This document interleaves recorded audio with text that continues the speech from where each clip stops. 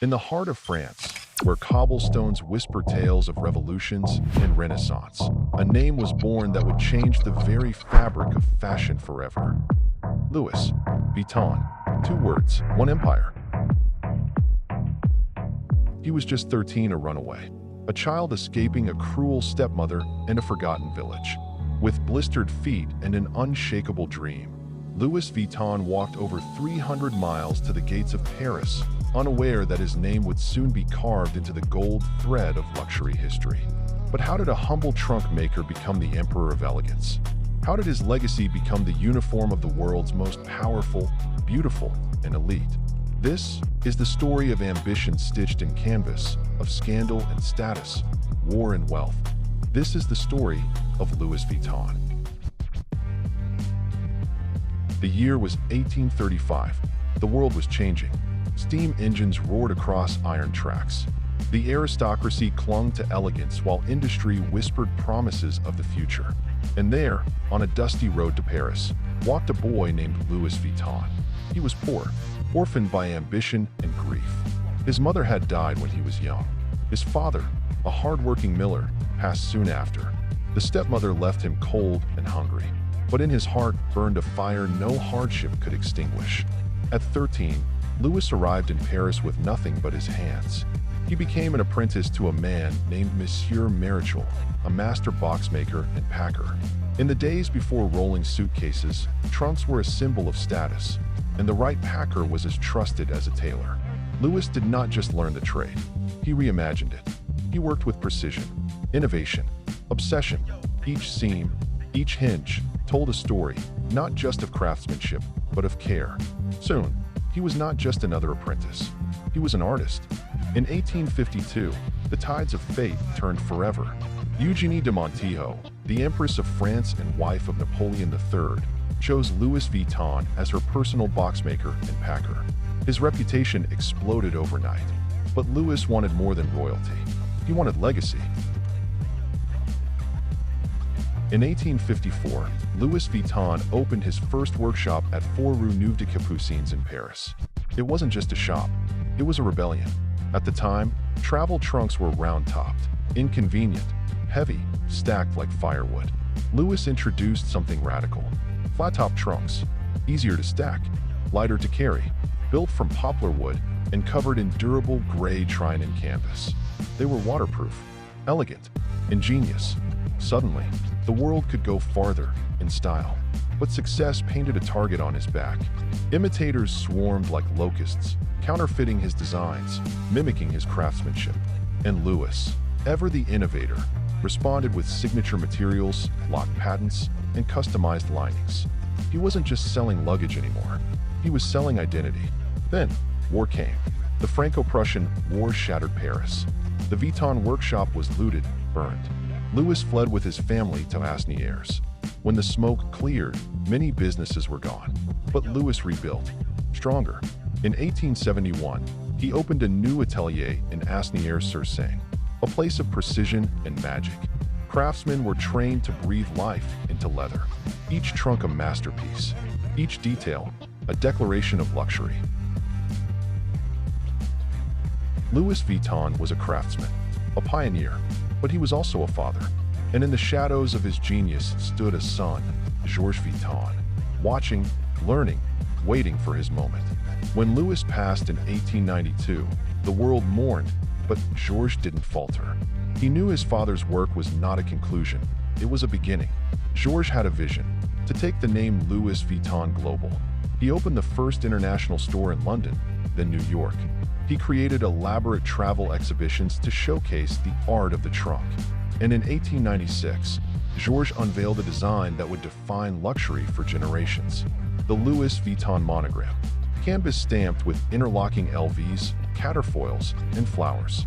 It was inspired by Japanese prints, but born from French ambition.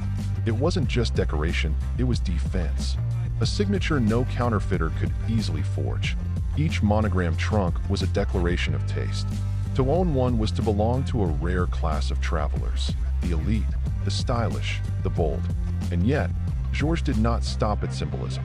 He built the Louis Vuitton lock, a patented invention so secure it challenged the world's best locksmiths. He famously dared Harry Houdini to escape from a Vuitton trunk. Houdini never accepted. The 20th century was roaring, and Louis Vuitton, a brand born of trunks, had to evolve. No longer just a luggage maker, Vuitton became a symbol, a language of luxury, spoken by kings and queens, artists and actors, icons and rebels. But as the world grew darker, through 2 world wars, the House of Vuitton held steady, quiet, enduring, and when the dust settled, a new era was waiting. The post-war world wasn't just rebuilding, it was reinventing, and the Louis Vuitton brand stood at a crossroads. Then, in 1959, a revolution in material arrived, a new coated canvas that was flexible, lightweight, and perfect for handbags. The Speedy, the Keepall, the No. These weren't just bags, they were statements. From high society to Hollywood, Louis Vuitton became the unofficial uniform of the elite. It whispered status. It screamed elegance. Then came the 1980s, the age of branding, of logos, of globalization. And Louis Vuitton stepped into a new identity. In 1987, Louis Vuitton merged with Moët and Chandon and Hennessy to form LVMH, a luxury superpower. The Vuitton name now sat at the table with champagne and cognac. Fashion would never be the same again. Under Bernard Arnault, LVMH grew into a kingdom, and Louis Vuitton, its crown jewel. But Arnault knew the brand needed more than bags. It needed culture. By the dawn of the 21st century, Louis Vuitton was more than a fashion house. It was a symbol of style, of history, of power. But a new generation was rising, one that wore sneakers instead of stilettos, hoodies instead of haute couture, a generation that lived online and demanded relevance. Louis Vuitton had to evolve again, and it did, not with fear, but with fire. In 2018, history was made. Virgil Abloh, architect, DJ, founder of Off-White, was named artistic director of Louis Vuitton menswear, the first black man to hold such a position in the house's history. It was more than fashion. It was a cultural earthquake. Virgil didn't just design clothes. He challenged the code of luxury itself. He fused streetwear with high fashion, skate culture with Parisian tradition. He opened the gates of Louis Vuitton to a new world, one that looked like everyone, and the world listened. The Monogram, once stitched into the trunks of aristocrats, now adorned sneakers, parkas, bulletproof vests. It walked red carpets and rap videos. It was in the Louvre and the locker room. Then came the collaborations. Supreme, Nike, NBA, Yayoi Kusama, Pharrell Williams. Each collab a cultural fusion, a defiant statement that fashion was no longer just for the elite, it was for the culture. After Virgil's untimely death in 2021, the world mourned. But the house stood tall, because legends never die. In 2023, Pharrell Williams took the helm as men's creative director, a visionary in music, art, and fashion. His first show on the Pont Neuf Bridge in Paris was a spectacle of sound, soul, and swagger. The message was clear. Louis Vuitton is not just a brand. It is a movement. From a 13-year-old runaway to a global empire worth billions. From hand-stitched trunks to digital couture. From empresses to icons.